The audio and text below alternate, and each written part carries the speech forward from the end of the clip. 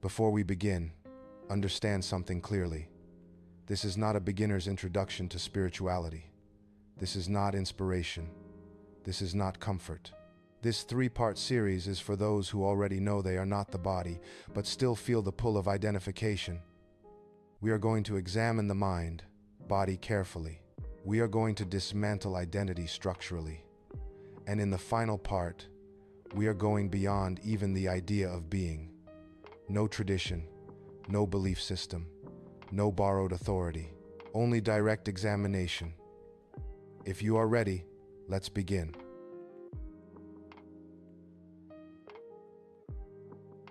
Part 1. The mind, body, and the illusion of identity.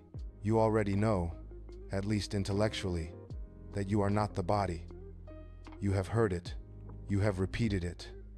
You may even feel it at times. But if you are honest, something still contracts when the body is threatened. Something still reacts when insulted. Something still feels hurt, proud, anxious, hopeful. So the question is not whether you understand the teaching. The question is, why does identification persist even after insight? To answer that, we must look carefully at what the mind, body actually is and what you are not. What the mind, body actually is. The mind, body is not one thing. It is a bundle. Sensations in the body, thoughts in the mind, emotional reactions, memory, conditioning, learned behavior, cultural programming, personal history, and running through all of that is a central assumption.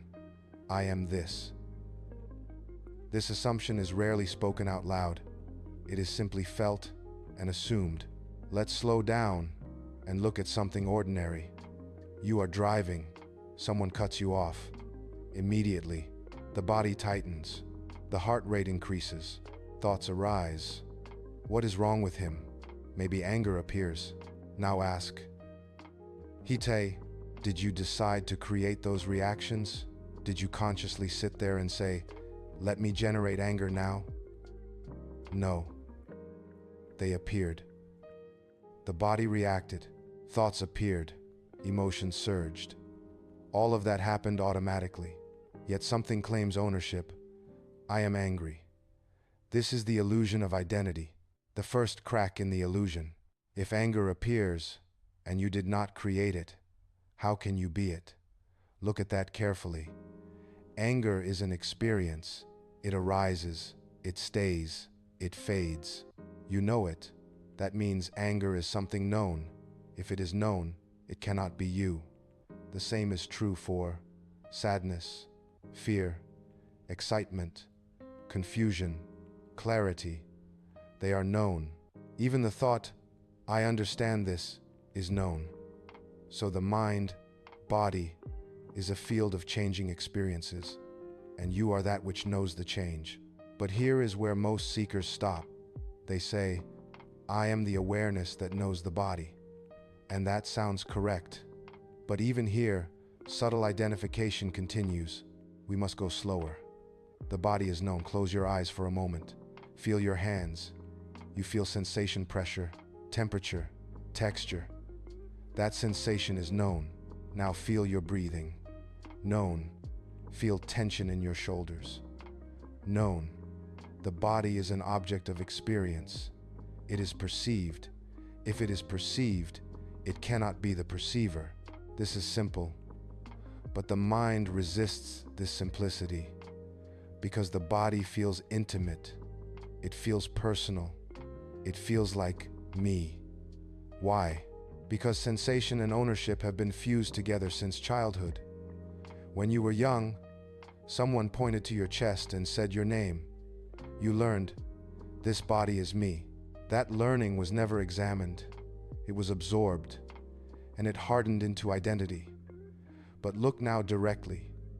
Right now, the body is appearing in experience, just like sound, just like sight, just like thought. It is being known, so it cannot be what knows. The mind is also known. Now look at thoughts. A thought appears. I am reading this. Where did it come from? Did you manufacture it, or did it simply appear? Watch closely. A thought arises. Another thought comments on it. Another thought analyzes. They move automatically. You do not decide your next thought. If you think you do, wait for the next one. Did you choose its exact wording, its tone, its timing? No. Thoughts arise, just like emotions, just like sensations. They are known. So the mind is also an object of experience. The body is known. The mind is known. So neither can be what you fundamentally are. And yet identification continues. Why? Identification is not logical, it is habitual. You do not identify with the body because you reasoned your way into it. You identify because it is habit, deep habit, automatic habit. The mind, body, operates as a survival system. When the body is threatened, reactions appear. When reputation is threatened, emotions appear. When beliefs are challenged, defensiveness appears, and immediately the claim is made, this is happening to me. But look carefully. Where is this me? Is it a sensation? Is it a thought? Is it a memory? Every time you try to find it, you find something known. Never the knower. A concrete example. Insult. Someone insults you publicly. Immediately. Heat in the face. Tightness in the stomach. Thoughts defending yourself. Maybe silence mixed with hurt. All of that appears. Now look. Before the insult, were you hurt? No. During the insult, reactions appeared. After some time, they fade. The entire event was a movement in experience. But something says, I was insulted. Who is that? Is it the body? The body had sensation. Is it the mind? The mind produced thoughts. But both were observed. The claim, I was insulted, is just another thought. And that thought is also known. So even the sense of being a person who was insulted is an appearance. It is not what you are. The witness position and its subtle trap. At this stage, many seekers stabilize in what is often called the witness. They say, I am the one observing the body and mind. This is an important step. It loosens identification, but it is not complete, because even I am the witness can become identity. Notice, the statement, I am the witness, is a thought. It appears. It is known. So even the witness concept is known. The true distinction in part 1 is this. The mind, body, is a collection of appearances, sensations, thoughts, emotions, reactions. What you are is not any appearance. It is that which does not appear. It is not seen, not felt, not thought, and yet everything appears in it. But we must be careful. Do not turn that into something mystical. Look directly. Right now, thoughts are appearing.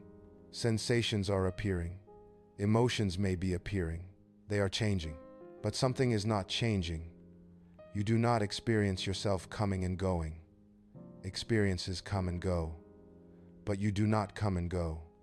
You are present before the thought, present during the thought, present after the thought. The body changes over years. The mind changes over years. But the basic sense of being the fact that you are has never changed. Not once. That is the critical distinction. Why insight is not enough.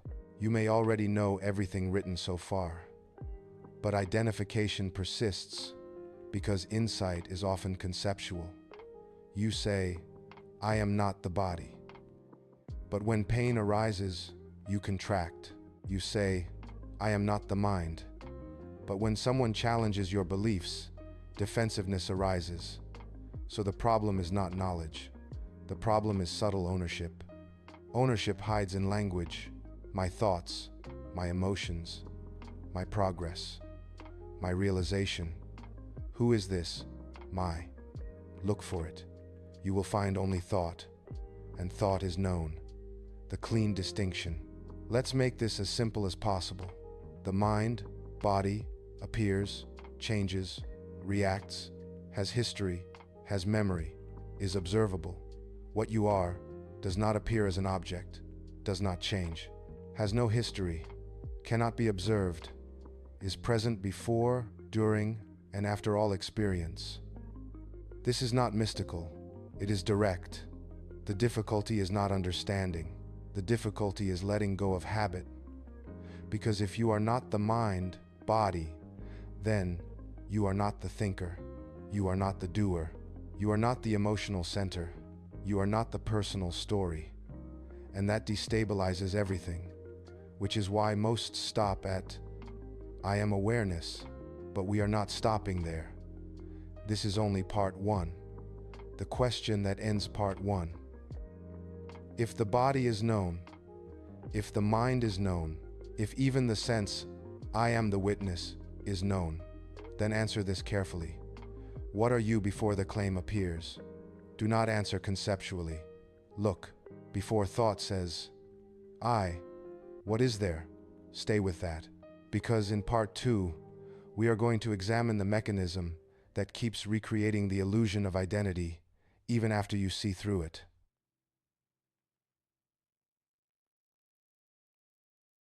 You have seen the distinction. The body is known, the mind is known. Even the sense of I am observing is known. Do not rush to conclude. Sit with the question, what are you before the claim appears? In part two, we will examine how the illusion rebuilds itself, even after insight.